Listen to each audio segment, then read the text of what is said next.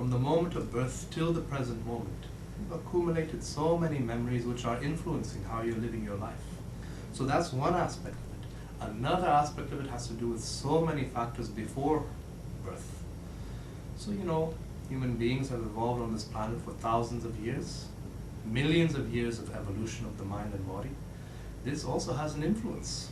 Your ancestors, your great ancestors, their great ancestors, a whole long line, a whole chain of evolution that has happened through thousands of years. Now this also has an influence.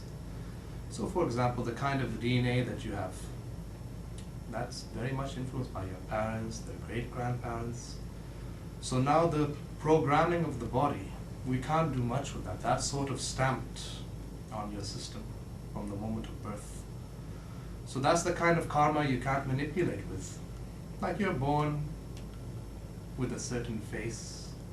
Somebody's born with a beautiful face. Somebody's born with a different kind of face. This is sort of stamped at the moment of birth. Or you're born into a Chinese family, you're born into an American family, you're born into a certain different kind of society.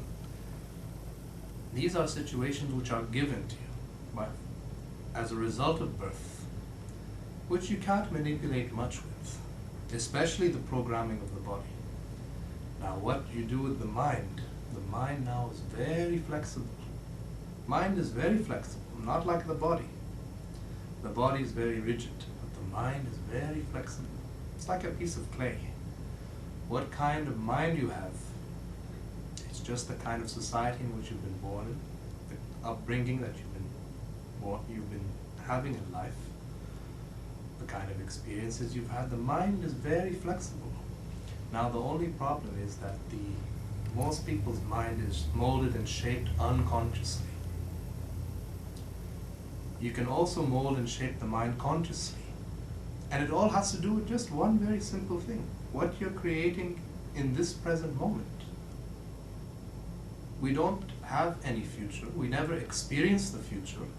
Nobody's ever experienced the future. It's amazing how much effort and energy we're investing into preparing for the future. But nobody's actually experienced the future. The future is always coming for eternities. It's always coming. It's always arriving. But how you're manifesting this present moment, whether it's happening consciously or unconsciously, that's what makes an enormous difference.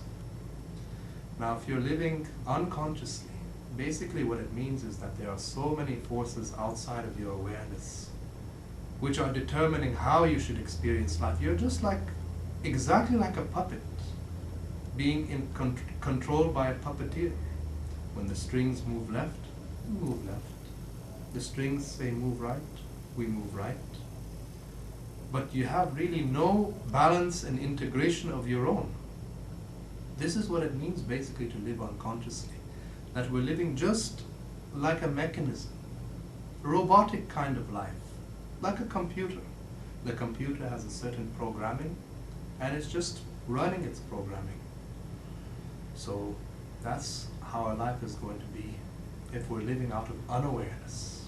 But if we're living out of awareness, now your whole life is determined by nothing else except you.